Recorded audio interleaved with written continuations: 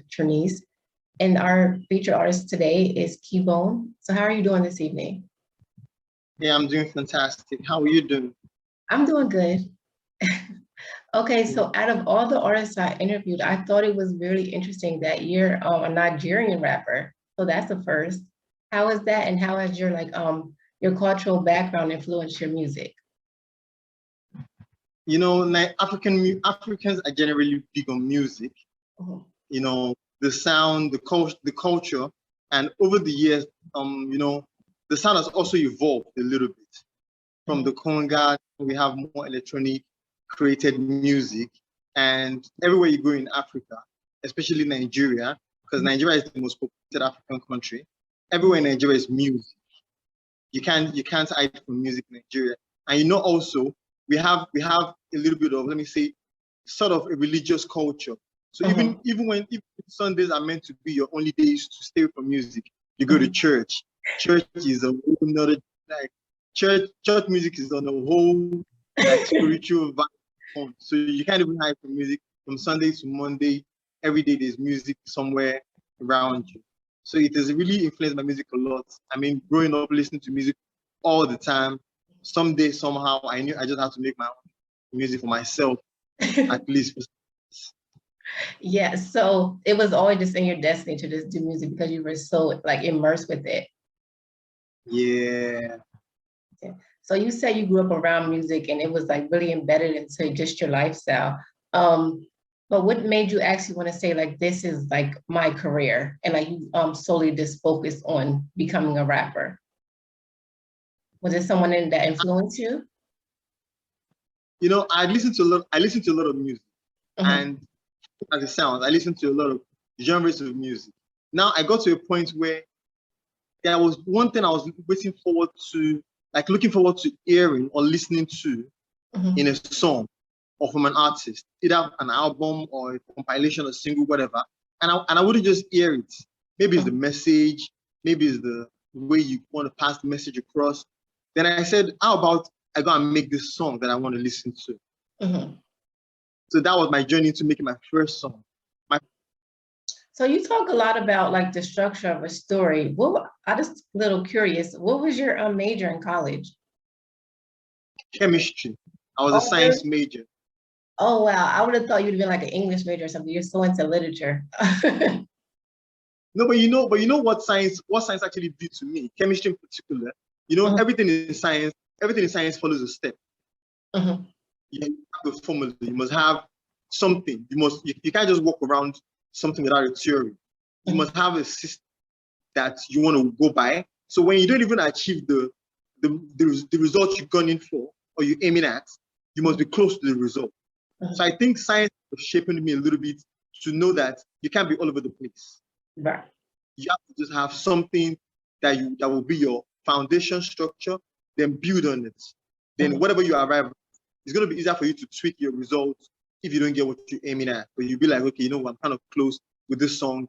I'll try again with the next song. And you know how science is. You can have tons of experiments before you even actually get to where you're going to. So you know it's like a learning curve for you.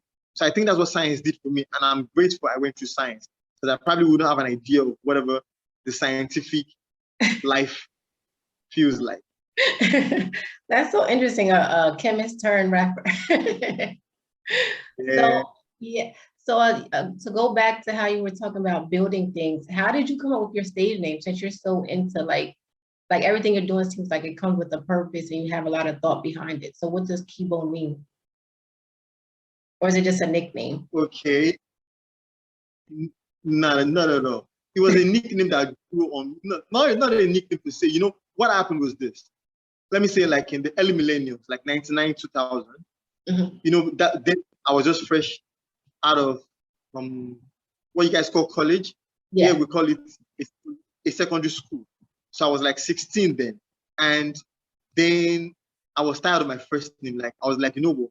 I need to grow outside this first name only stuff. I need a name that is given to me by me, not whatever my parents or grandparents gave me. And I just kept looking for a name. I don't know. Either it was like a revelation or whatever. I just kept jotting things down on paper. Now it was me and my other sister. I have another sister. Then she's 4 years older than me. So she was also helping in, you need a fancy name, you need a fancy name. And I'm like, So, and my real name is Kehinde, and it starts with a K. And I'm like, I need to build around this first letter and continue from there. And I don't know how, I can't remember how we got to this Keybone, but somehow we got there. And I went to the internet. That was 2000. And I was looking for anybody that had the name. I was just trying to see if anybody has that name. And nobody had the name. Surprised. Because I felt like it was too catchy and somebody could have chosen that name or something like that. Then I said, okay, no, I'm going to open an email address. Because that was when email address was still popping. I'm like, I'm going to open an email in this name. So that I'll be in my mind, I'm like, I'll be the first person to open an email address in this name kind of stuff. I just put a number behind it. But later on, I'm like, a lot of people can actually open this same name. So when I opened email address, I was trying to open Keybone at Yahoo or something like that. And Yahoo said it has been taken. I'm like, who took my name? So What's the popular music like over there right now? Like, what are some of your big artists?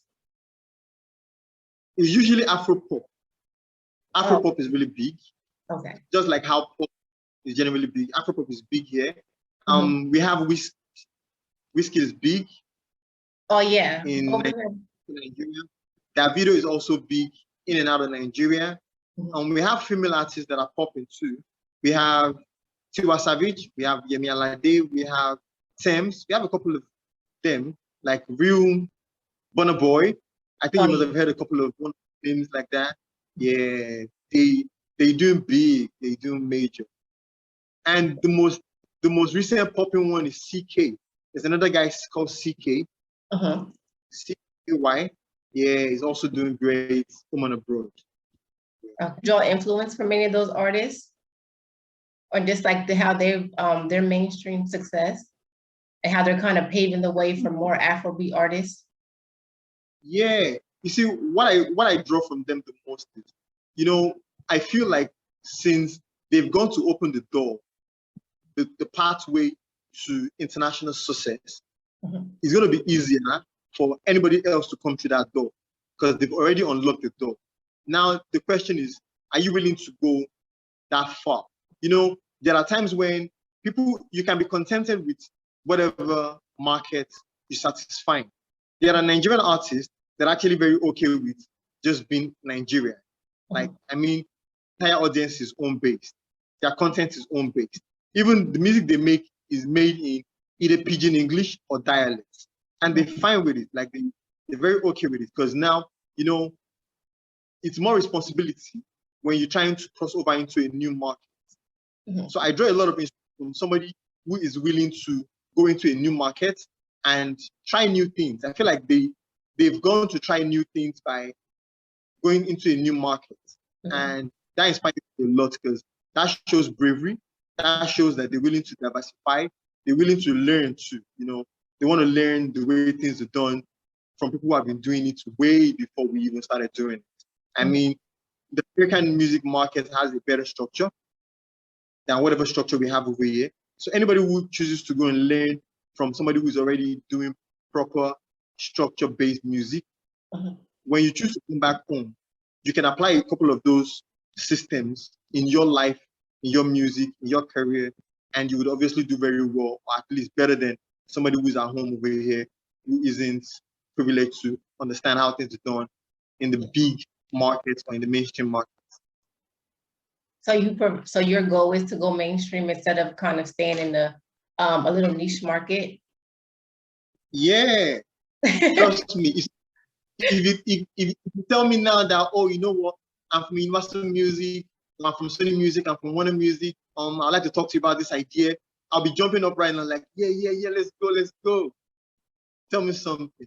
I would love it. For me, it's more about the exposure. You must be exposed to things beyond your knowledge and your understanding of things. Yes, you can have a general wisdom or a general knowledge of how you think things are done, but you can't truly understand how things are done until you go outside your jurisdiction, outside your zone. you need to actually know how things are done in other places for many reasons. It could just be for self-development. It could be for market expansion. It could be for different, I don't know, it could be for even things that are beyond what you probably even ever thought of. It could be just a meeting, you know, it could just be networking. So you actually need to have that, you know, I'm a firm believer of you have to attract things that are actually good for you. And I think what is good for any product. If you tell me you sell anything at all now, and you only want to sell it to a certain people, it's good. But I would also ask, what about the other people? Have you also considered selling to them? So it's like I'm giving myself the same advice I would give anybody who tells me they have any product to sell. Do you want to sell to only your people, or you want to sell to more people? And that's actually why I chose to make a lot of my songs in English language, because I know English is more universal, is more spoken across all continents, and more people will understand what I'm trying to say if I can make my songs in English. Not like I can't speak any other language, but I think I need to speak a language that is going to fetch me more audience, and English is the way to go in doing that. So how do you go about marketing and gaining a following, not only in Nigeria, but also in America, just all over the globe? Especially since there's such an overload of like content creators on YouTube and other social media platforms. How do you make yourself stand out and make people want to listen to your music? I like to be organic in my approach to how I get my music out there. If you really want to start small. Starting small is this. I look for college radios, people who run internet radios. They are more likely to accept my music compared to somebody who plays strictly top 40 music. And it is working perfectly for me because they are looking for people like me who are, let me use the word startups or upcoming. And they give me that acceptance of, I like what you're doing, keep reaching out to me, keep reaching out to people like me. In some instances, a lot of them always even recommend either like a sister station, or they recommend some other DJs or some other dude or lady that they know that can like what I do. They'll say, okay, take this email address, send this to this person, or I have forwarded your music to this person, you can follow up. And I love it. And it's working perfectly because I started off as just somebody making music for my friends in my dorm in university. And now I can tell you that I play in at least 50, 60, 70 plus countries, all because I just chose to reach out. Oh, wow. And I wouldn't stop because I'm enjoying it. Like, I enjoy the feedback. The feedback is always positive. That's the one thing a lot of people don't really know about when you're independent.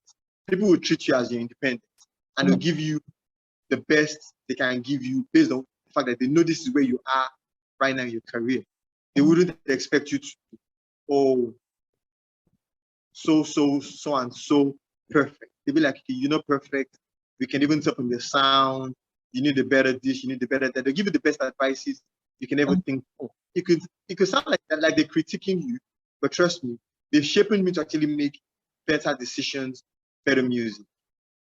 So you have been touring and everything like that? Not like I would love to, but you know, I count the small wins though. You know, for somebody who is indie, the first thing that always happens is you always start from places like club, bar, lounge. Yeah, in your dream, you want to do stadiums, you want to do arenas. That's the big picture. But I never neglect the small picture. Yeah, I'm on the start small, you know, grow your fan base organically. Don't dream big, but don't discard the small dreams and the small win, the baby steps. Yeah, so I'm on that baby steps now. But the big picture is I want to do like 60,000, 70,000 arenas stuff. Yeah, but I'm on course, trust me. I'm grateful for where I am, grateful for where I'm going, and even more grateful from where I started. So I know you say you're independent. Do you have a team behind you at all, or is it just you pushing your music? I don't have a manager, just me and my brother. I have a brother who is supportive. So what does your brother do? Is he into music as well, or is he kind of just aside for like the just booking you and things like that? He just does. He does a lot though. I'm not gonna lie. He does like an A&R. He does like a PR. he does everything I want him to do. But I'm like, you know what? We need to come up with a publicist type of pitch. We brainstorm, we write one. We need to come up with something somebody of this kind of role can do.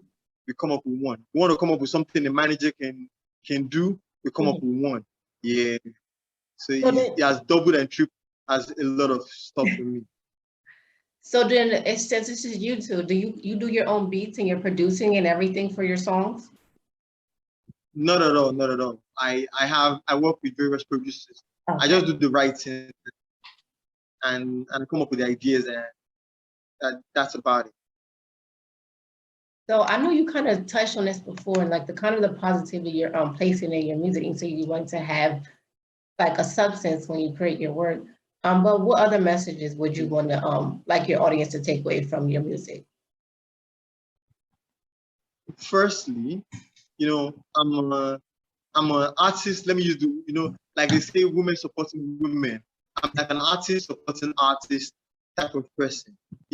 I grew up. I started my music with a lot of independent artists. A lot of them don't even do music anymore because they like the support system is not there, and it's true. When you're starting off like that, you don't get a lot of support, and I can see a lot of them. I see a lot of them quit, and I understand. So for me, I have two messages. One, the music itself has to be positive. The content of whatever you're coming out with has to be positive. And the second part is you as an artist now, you have to have your own self-identity. Whatever you want people to identify you with, you need to first identify as that. And as soon as you're gonna have that going on for you, you're already starting somewhere. So the music, why I say the music has to be positive is this. We have a lot of negativity already going on in the world in general. Now, when you compound that by making music that is just about either you degrading women, you glorifying guns, drugs, abuse, you're not making the world a better place than you already found it. And that could be very hard because that means you as the creator of that content, you need to first be a positive-minded person. So it means it starts with you. A lot of work has to be done on you, the creator of such a beautiful content. And I can't teach that. Like, that's not one thing I can teach. But what I can teach is you need to first know what you're consuming. I consume a lot of positive content, even from the internet. If I'm just randomly scrolling the internet and I see something that is not doing me any good, I don't spend less than 10 seconds on it.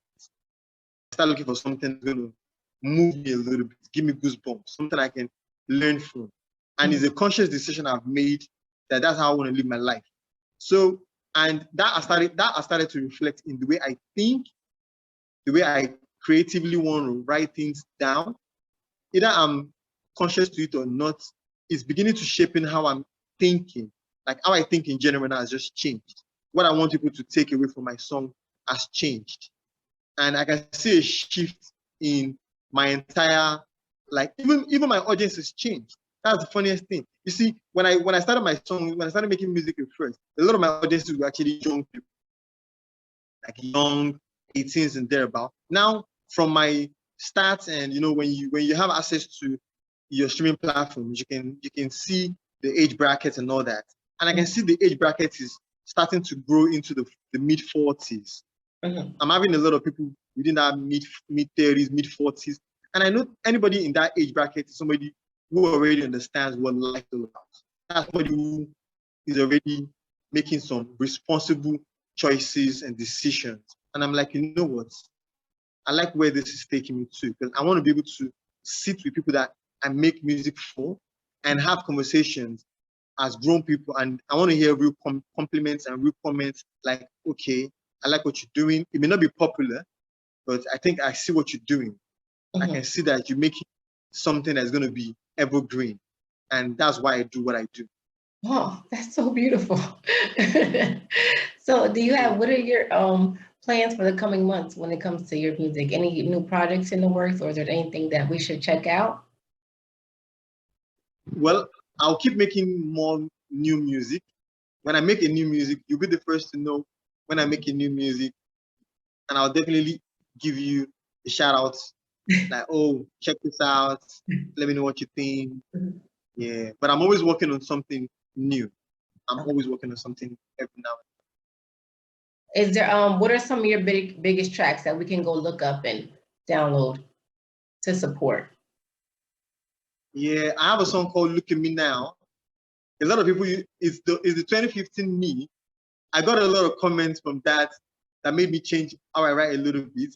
People kept saying my music sounds gangster. I don't like, I don't want to make gangster music, trust me. And I know where that came from. You know, I grew up listening to a lot of 90s rap. 90s rap is heavy West Coast, East Coast gangster music. So I kind of toned that down a little bit. I have a song called Let Me Go. That's like a love song. I love songs.